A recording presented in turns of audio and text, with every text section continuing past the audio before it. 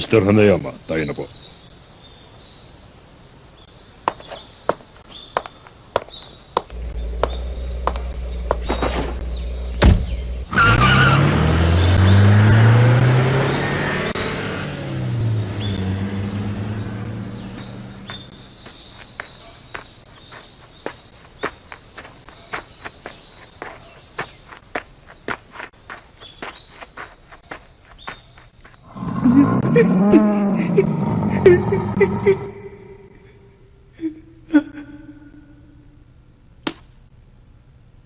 Ngipin?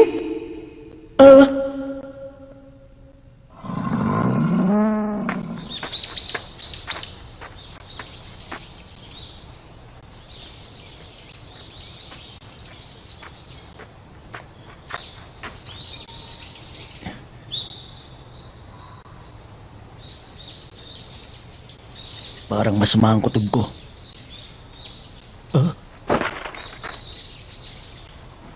Maligayang pagbabalik, sir. Natutuwa ako't nakauwi kayo na ligtas. Mr. Nikukawa?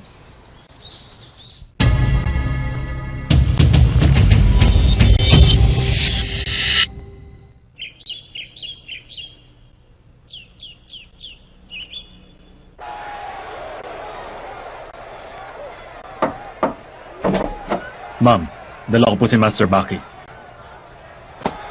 Pag-ipost ang pinapanood ko. Baki, Kamusta kayo, Mami? ikaw ang kamusta?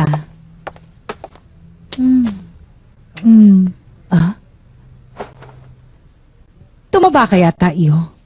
Muscle yan, Mami. Nagpalaki talaga ako ng katawan. Para sa laban ninyong dalawa ng Night Devil 8? Ay nako, wala talaga akong mailihim sa inyo. Baki, habang nag-ensayo ka sa kagubatan, marami na nangyari. Baka gusto mo malaman. Walang duda, ito na ang pinakamatinding labanan ng siglong ito. Tchaikovsky laban kay Gebis. Hayaan ang bell, simulan ang laban! Alam ko na ang kalalabasan ng larong ito. Kilala ko na si Yuri.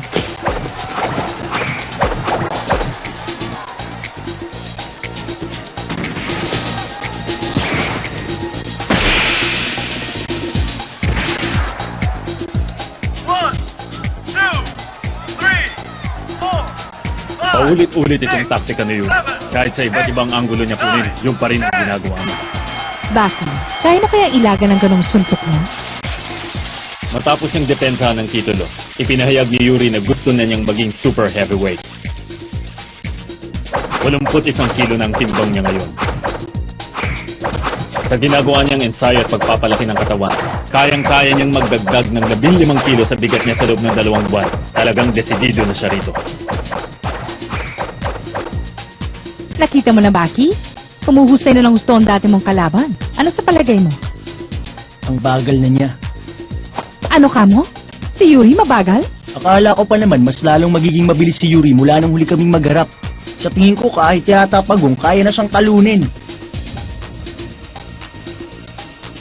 Mr. Nikukawa, Opo.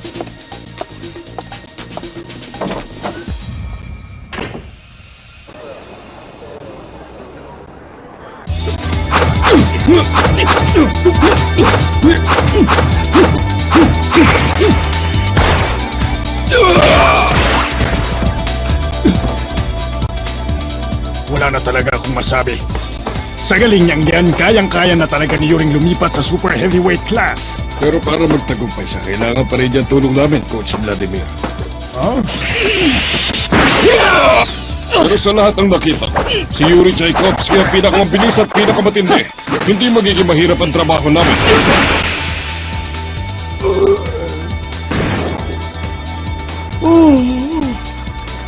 Basta't susunod lang siya sa lahat ng ensayong ipagagawa namin sa kanya, mas lalo siyang lalakas at gagaling. At hindi magtatagal, kanya na ang kampyonato. Akong bahala sa kanya, Doktor. Sunod! Ibang klase din mag-ensayo itong si Yuri. At may isang grupo pa na espesyalistang nagsasanay sa kanya. Hirap na siyang talunin.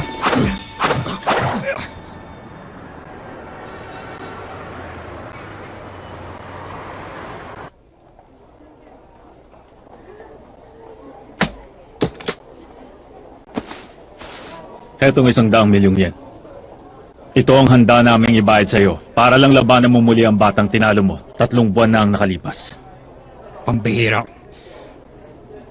Kayong mayayaman, iba rin kayo mag-isip.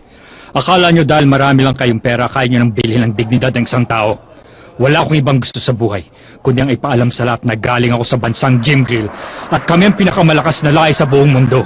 Kapag nakuha ko ang Super Heavyweight Championship, mas lalo nila kaming titingalain. Hindi nyo mabibili ang karangalan ko kailanman! Napakakitid naman ang utak mo. Huwag kang agad maghusga hanggat hindi mo pa nakikita ang ipinalalaban namin sa'yo. Mas lalo siyang gumaling mula nang huli kayo magharap. At kung talagang kampiyon ka sa utak mo, tatanggapin mo ang hamon niya. Diyan ka na.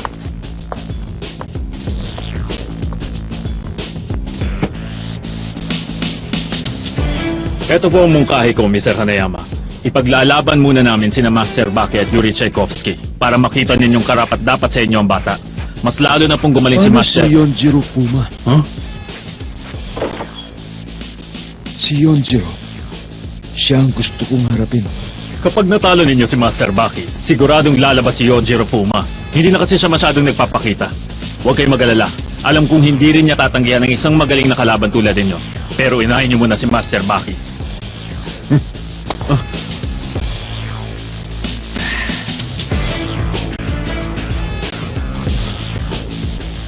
Kung ganon, paig na po kayong labanan si Master Baki matapos niyang talunin si Yuri Tchaikovsky. Ikaw ang bahala. Ano ibig niyo sabihin? Ano mo na mangyari, lalabanan ni Mr. Hanayama ang Baki yun. Wala na kami pakialam kung sino lalabanan ni Baki. Basta ang alam ni Mr. Hanayama, gusto niyang makita si Yonjiro.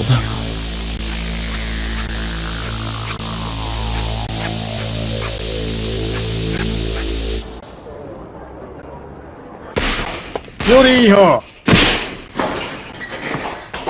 Gusto kong makilala mo ang mga makakalaban mo.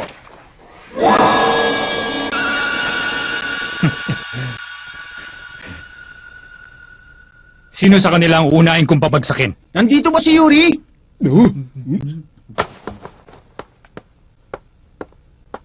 Kumusta? Naparito ka ba para labanan ako muli? Bakit? Pumapayag ka na ba? Wala naman kasing alam ang mga tauhan namin. Gusto nilang labanan kita pero hindi ko man masasabing kapantay ng boxing ang sining ng pakikipaglaban na alam ko. Ano ba sinasabi ng bata ito? Bakit ang ibig mo bang sabihin walang elemento ng sining ang boxing? Pasensya na pero yun ang paniniwala ko. Hindi ko masasabing sining ang boxing. Huwag kang agad maghusga hanggat hindi mo pa nakikita ang ipinalalaban namin sa'yo. Mas lalo na siyang gumaling mula nang huli kayo magharap. Tigilan mo ng pang-insulto sa amin. Huwag mo siyang patulan, bata lang yan. Hindi ko siya papatulan. May lilinawin na ako sa kanya.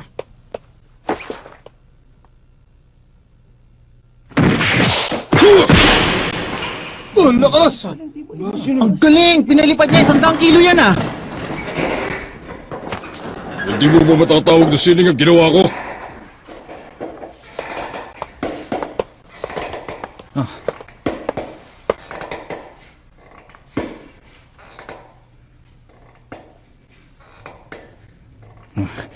Ngayon ko lang napansin. Lumaki na ng gusto ang katawan niya.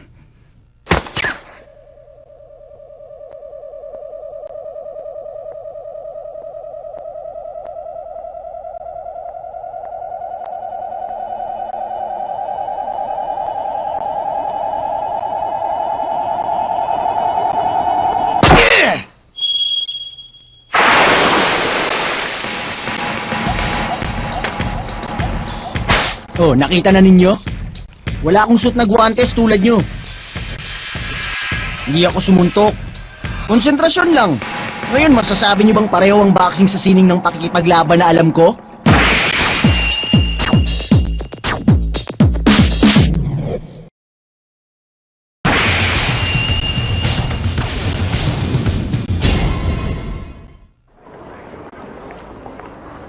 Sa wakas, dumating na ang pinananabigang araw ng bansa. Ang pinakamatinding boksingero sa mid-heavyweight na si Yuri Tchaikovsky lalaban sa super heavyweight division. Ito ang una niyang laban sa class na ito.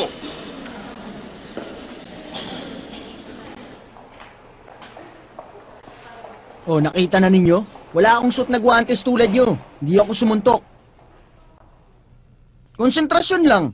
Ngayon, masasabi niyo bang pareho ang boxing sa sining ng pakikipaglaban na alam ko? Pero humahanga ako sa gusto mong patunayan sa buhay, Yuri. Sana kahit paano makamit mo ito. Sa 3 buwan na patago siya nag-ensayo, naging mas mahusay kaya sa akin ng batang yon. Yuri! Oras na para ipakita mo sa lahat na isa kang kampyon. Opo. At patutunayan ko sa kanyang isang sining ng pakikipaglaban ang ginagawa ko.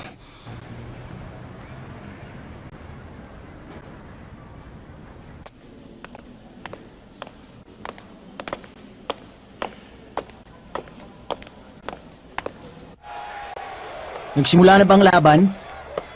Hindi pa. Bakit iyo? Wala lang.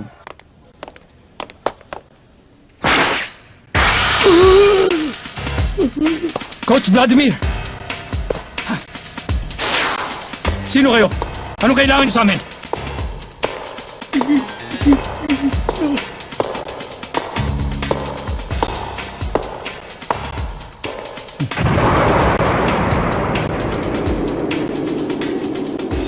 Sino ito? Isang higante?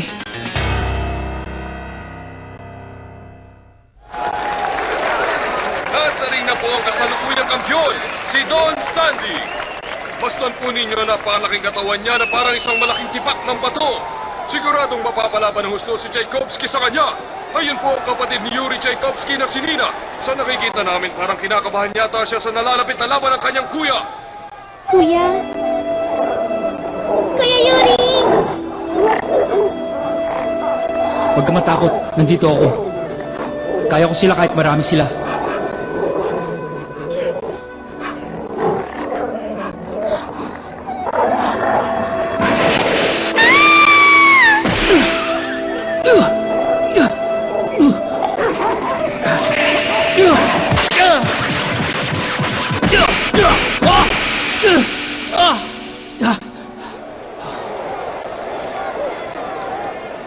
Mas mabangis pa si Kuya sa lobo.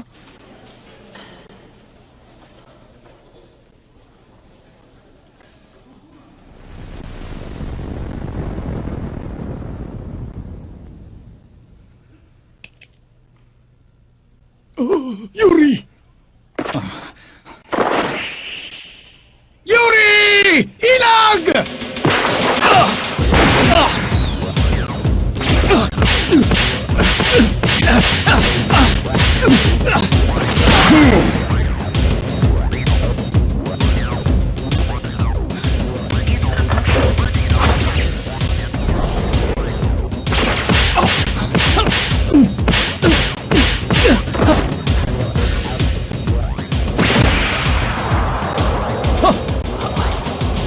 Anong gagawin niya?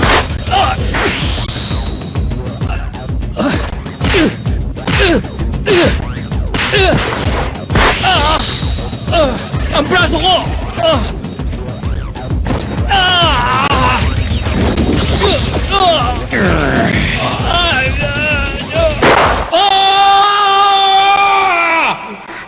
Kuya Yuri!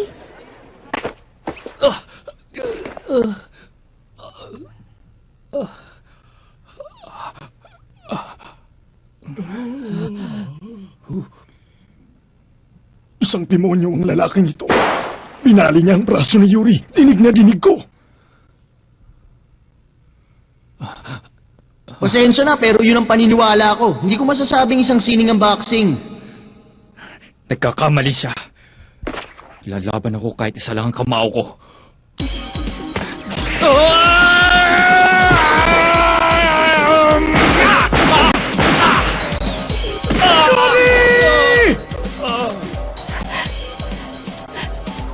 Wala pa. Tagal naman.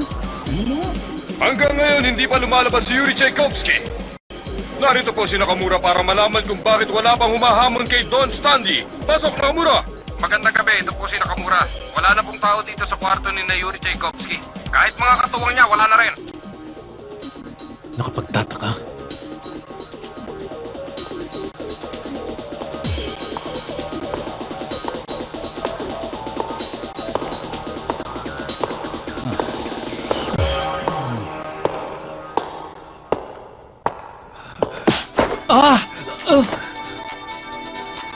Ano pang hinihintay mo, Yuri? Bumangon ka dyan!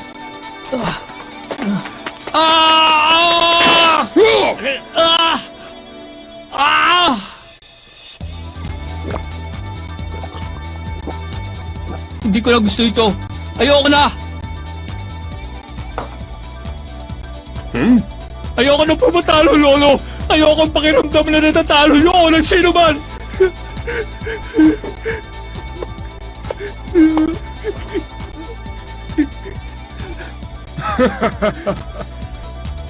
Itong tandaan mo, hindi natatalo ang isang Jim Grill. Ano po, hindi natatalo? Oo, hindi natatalo ang isang Jim Grill. Huwag mong ituring na malaking pagkatalo kapag nanalo sa iyo ang kalaban. Ang tunay na pagkatalo ay kapag nawalan ka ng tiwala sa iyong sarili. Opo, tatanda ako po. Tama, Yuri. Basta't may paninindigan ka, tiwala sa sarili, kailanman hindi ka matatalo. Kahit si Genghis Khan pa ang kalaban mo, hindi niya makukuha ang dignidad mo.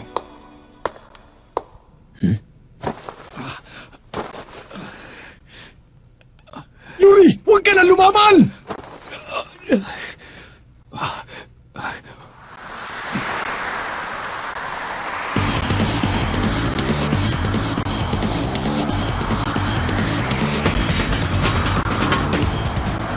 May paninindigan ako. Hindi ako susuko. Kaya pa kaya yan ni Tchaikovsky? Matapos niyang tanggapin ang lahat mula kay Mr. Hanayama?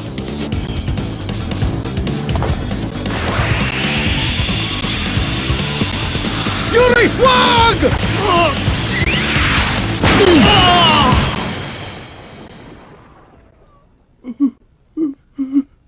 Yuri! Main station, naririnig niyo ba ako? Oo, Nakamura. Narito kami. May bago bang balita? Kani-kanina lang, tinambangan si Yuri Tchaikovsky ng mga di kilalang lalaki. Kaya pala hindi siya lumabas. Kasalukuyan siyang nasa isang stretcher para dalhin sa ospital.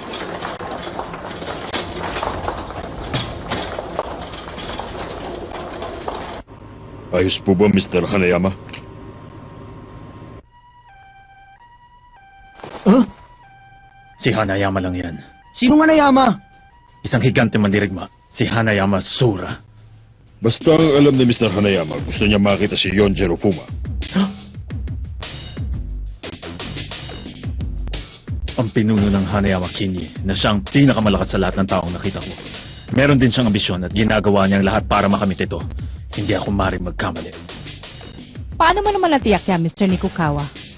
Marami nang nakakakilabot na balita tungkol sa kanya. Sinasabing lagi niyang binabali ang braso ng kalaban. Binabali? Susunggaban niya ang kalaban at kukunin ng isang braso. Tapos titigay niya ito hanggang pumutok ang mga ugat at mabali ang buto. Gumagamit ba siya ng sandata? Hindi po, ma'am. Para sa kanya, sapat na ang katawan niya para pananggalang sa kung anumang pagsalakay ng kalaban niya. Bakit parang biglang natahimik yata, Baki? Kung ang dati mo nakarinig dito, siguradong kinilabutan na rin siya sa higanteng yun. Nakakapagod, uwi na lang ako. Diyan na kayo! Kahit nung bata siya, hindi siya masyado nagpapakita ng emosyon. Hindi mo alam kung anong tunay niyang nararamdaman. Alam mo na ang gagawin mo. Kaya simulan mo na. Opo.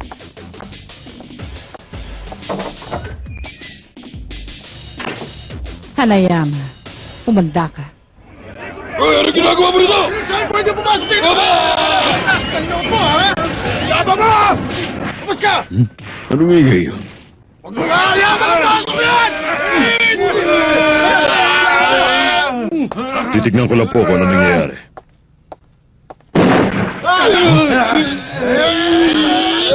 Pasensya na po! Ayaw talaga bawat! Nandito ba si Mr. Hanayama? Ang hirap kang hanapin ah! Ang dami ko nang napagtanungan sa lugar na to, dito lang pala kita makagilap. Balita ako magaling ka raw. Totoo ba yun?